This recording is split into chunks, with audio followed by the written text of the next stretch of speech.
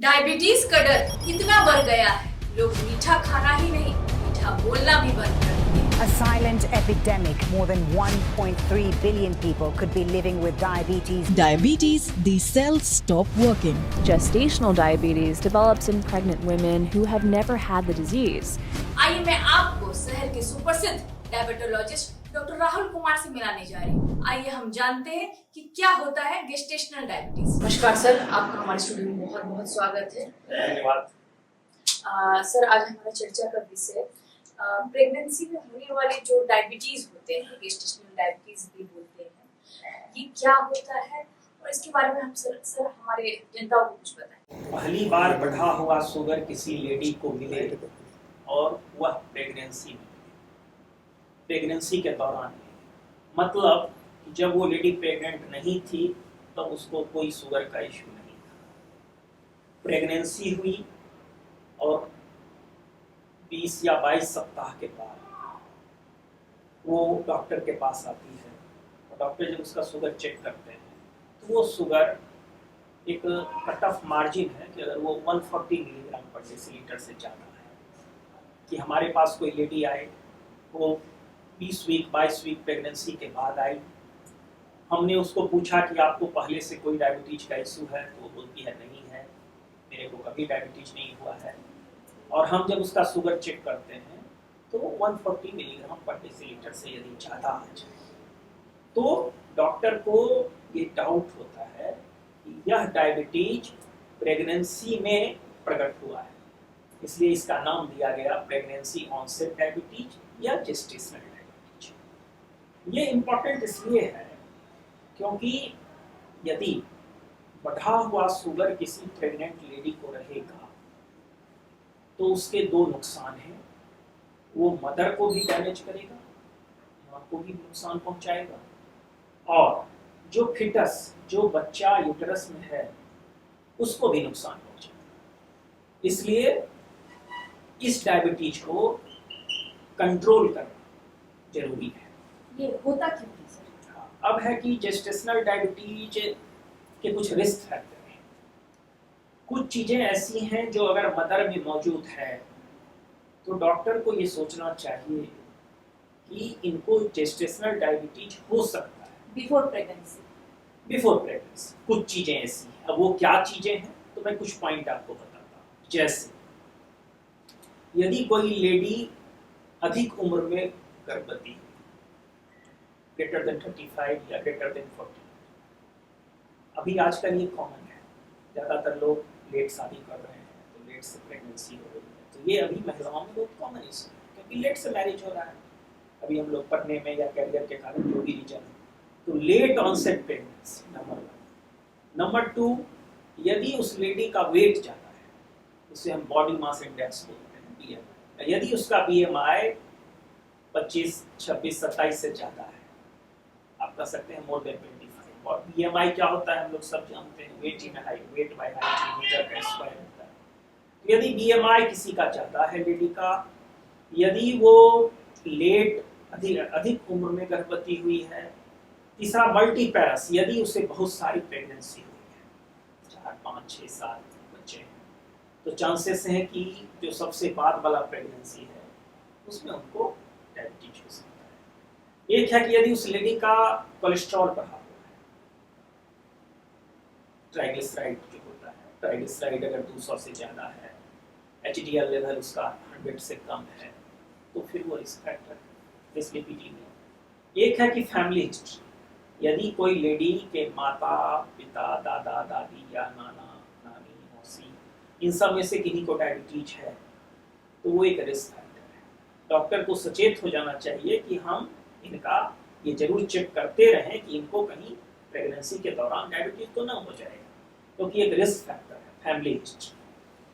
एक है कि यदि पेशेंट, वो मरी लेडी हाइपरटेंसिव है, ब्लड प्रेशर उसका बढ़ा रहता है, तो वो भी एक रिस्क फैक्टर है। तो नटसेल में कहें तो अधिक उम्र की प्रेगनेंसी, ज़्यादा प्रेगनेंसी, फैमिली हिस्ट्री डायबिटीज की, कोलेस्ट्रॉल का बढ़ा होना, शरीर का अधिक वजन होना, अगर ब्लड प्रेशर होना, अगर ये सब फैक्टर है तो वैसे लेडी को गर्भावस्था के दौरान डायबिटीज होने का खतरा अधिक हो जाता है, जिसे हम लोग टर्म देते हैं जेस्टेशनल डायबिटीज। सर ऐसा भी तो नहीं हो सकता कि ये सारी हिस्ट्री ना हो कि एज कम हो, मेनली जितना भी आपने बताया कि ये सारे एज जिसको है उनमें ज़्यादा देखा गया, अगर एज कम हो तो भी हो सकता है, हो सकता है। आप इससे फिर ये नहीं है कि अगर ये सब फैक्टर नहीं है तो उसको नहीं ही होगा, ऐसा नहीं है। ये सब फैक्टर है तो चांसेस अधिक हैं होने के, लेकिन ये सब फैक्टर ना भी है तो भी ये हो सकता है। क्यों? क्योंकि डायबिटीज का एक फैक्टर तो जीन भी है, एक तो कंट्रोल आपका जीन भी कर रहा है डायबिटीज। तो डायबिटीज कंप्लीटली एक्वायर्ड बीमारी नहीं है, इसका दो फैक्टर है, एक तो जेनेटिक फैक्टर है, इससे हम कंट्रोल नहीं कर सकते, हम अपने जीन को कंट्रोल नहीं कर सकते। दूसरा एक इन्वायरमेंटल फैक्टर है। तो जितना मैंने बताया तो उसमें ठीक है, अगर यह रिस्क फैक्टर नहीं भी है तो भी डायबिटीज का खतरा है।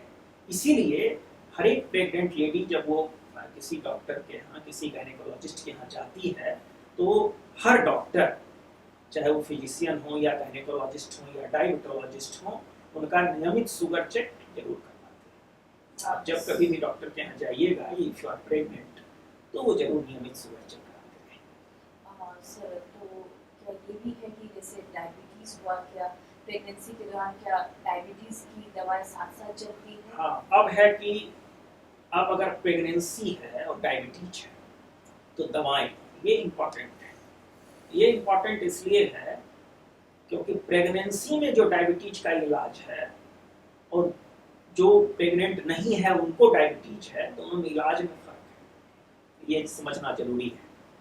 प्रेगनेंसी में डायबिटीज है तो हमारे पास टैबलेट का ऑप्शंस लगभग खत्म हो जाता है। We have only option of insulin, ये एक मेजर फर्क है। Only insulin. कुछ टैबलेट हैं जैसे मेटफॉर्मिन का टैबलेट है तो इट्स ओके, दिया जा सकता है। प्रेगनेंसी में उसका कोई हार्मफुल? मेटफॉर्मिन का हार्म नहीं है। मेटफॉर्मिन नाम आप जानते होंगे, मेटफॉर्मिन का टैबलेट आता है तो वो प्रेगनेंसी में दिया जा सकता है। कुछ ग्लेवेनक्लामाइड का एक टैबलेट है, वो कुछ डॉक्टर रिकमेंड करते हैं, कुछ नहीं करते हैं। लेकिन टेक नटसेल में जो सबसे इम्पोर्टेंट है कि insulin is the only main treatment. क्योंकि ठीक है, मेटफॉर्मिन अगर आप दिए और अगर उससे शुगर कंट्रोल नहीं हो रहा है, क्योंकि डायबिटीज में एक और फैक्टर है, प्रेगनेंसी में यदि डायबिटीज है तो आपको शुगर का कंट्रोल टाइट रखना होता है। ये तो It's वाइस tight वर्सा हो जाएगा, क्योंकि जिस तरह का डाइट रहता है ड्यूरिंग प्रेगनेंसी, डाइट भी तो वैसा शुगर वाला रहता है। उसमें आपको डाइटिशियन से मिलना पड़ेगा, आपको डाइटिशियन से मिलकर उसके हिसाब से डाइट चार्ट बनाना पड़ेगा। चूंकि डायबिटीज यदि प्रेगनेंसी में है तो जो उसका शुगर का कंट्रोल है वो बहुत टाइट रखा जाता है। उसमें अगर थोड़ा भी वेरिएशन होगा तो वो बच्चे को नुकसान पहुंचाएगा। जैसे क्या टारगेट हमारा होता है, अगर कोई प्रेग्नेंट लेडी है और उसको डायबिटीज हो गया है तो हमारा जो टारगेट शुगर है, अब वो फास्टिंग है, that should be less than 92 milligram पर डेसिलिटर।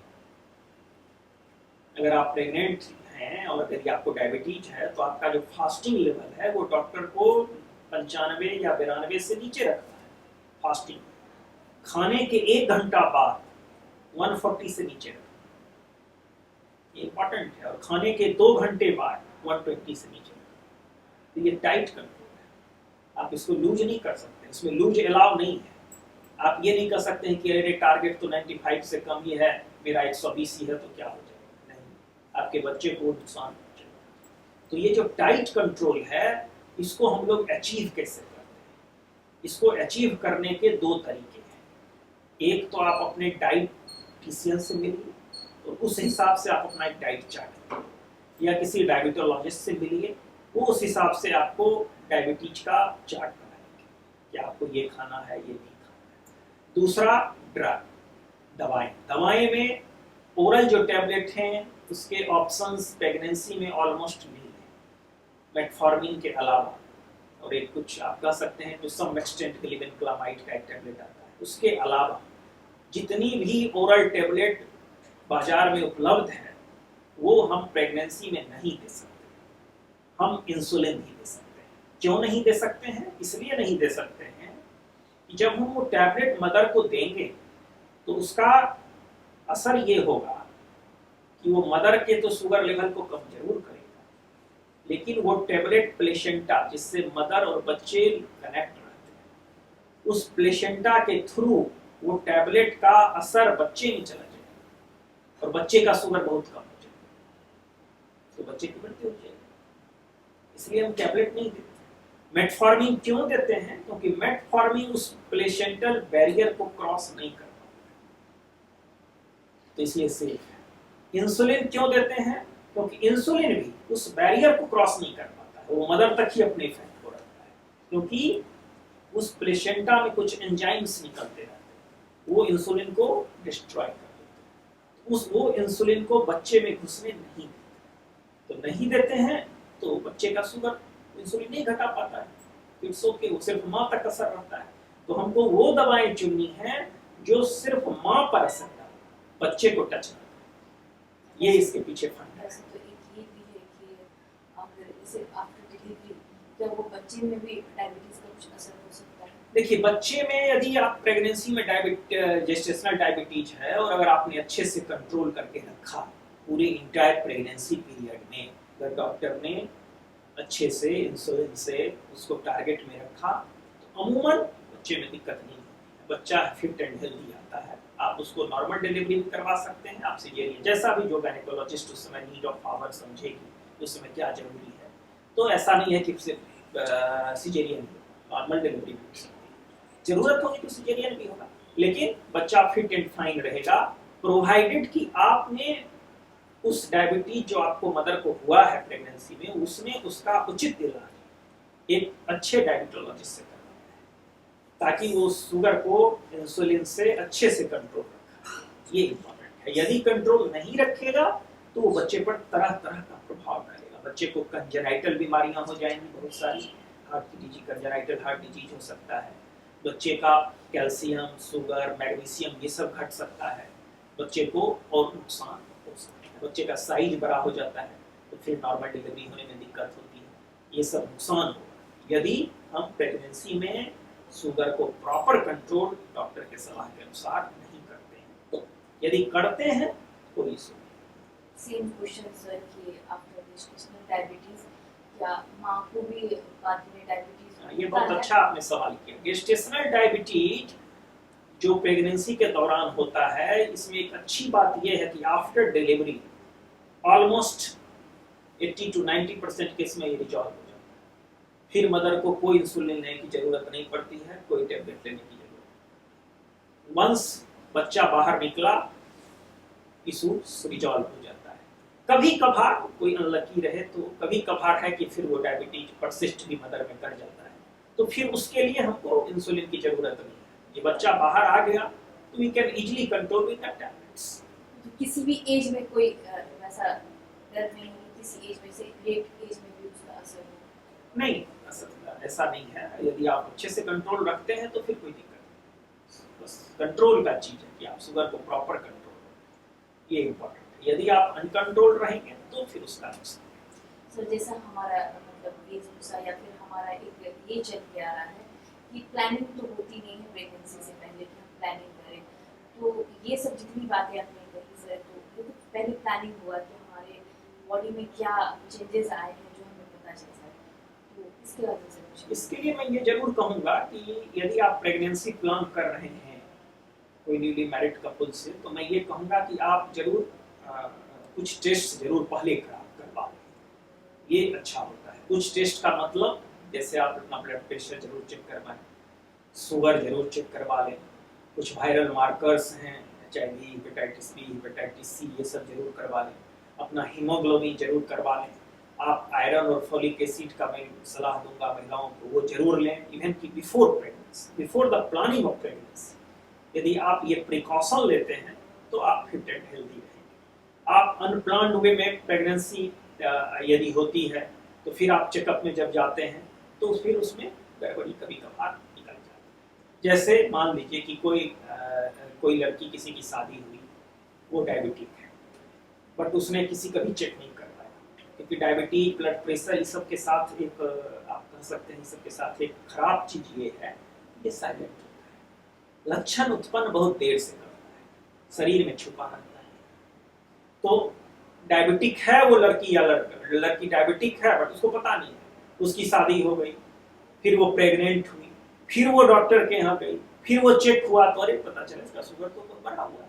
तो वो हो गया कि वो फिर जेस्टेशनल में नहीं आए, वो होता है प्री एग्जिस्टिंग डायबिटीज। सर ये तो आइडेंटिफाई नहीं होगा कि नहीं, आइडेंटिफाई हो जाता है, क्योंकि इसमें यदि किसी का शुगर जेस्टेशनल डायबिटीज में यूजुअली जो शुगर लेवल होता है वो बहुत अधिक नहीं होता, वो 140, 190, 100, 200 तक रहता है, 300-400 नहीं। लेकिन अगर किसी लेडी का प्रेगनेंसी है और प्रेगनेंसी के दौरान उसका शुगर आया 300, 350, तो हमें ये सोच लेना चाहिए कि ये जेस्टेशनल डायबिटीज नहीं है, ये प्री एग्जिस्टिंग डायबिटीज है, पता चला है अभी। तब उसमें क्या है कि उसमें इवन आफ्टर द डिलीवरी उसको शुगर रहेगा, फिर उसमें उसको दवाई देगी। सेम थिंग इंसुलिन ही चलेगा कि इंसुलिन प्रेगनेंसी में ओनली ऑप्शन, कोई भी डायबिटीज हो प्रेगनेंसी में ऑप्शन इज ओनली इंसुलिन। क्यों? क्योंकि इंसुलिन बच्चे तक नहीं पहुंचता है।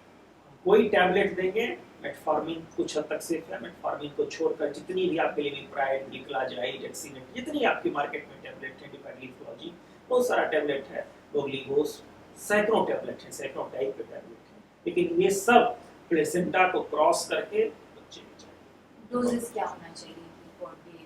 हाँ, डोजेज का एक जो है इंसुलिन का डोजेज जो है यूजुअली फर्स्ट ट्राइमेस्टर में 0.6 मल्टीप्लाइड बाय बॉडी वेट होता है। जितना बॉडी वेट है लेडी का उसको 0.6 से मल्टीप्लाई कर दीजिए, उतना अमूमन total daily requirement of insulin होता है। उसी को हम लोग 3 या 4 बार बांट देते हैं इन अ डे। हाँ, इन अ डे, बिफोर मील।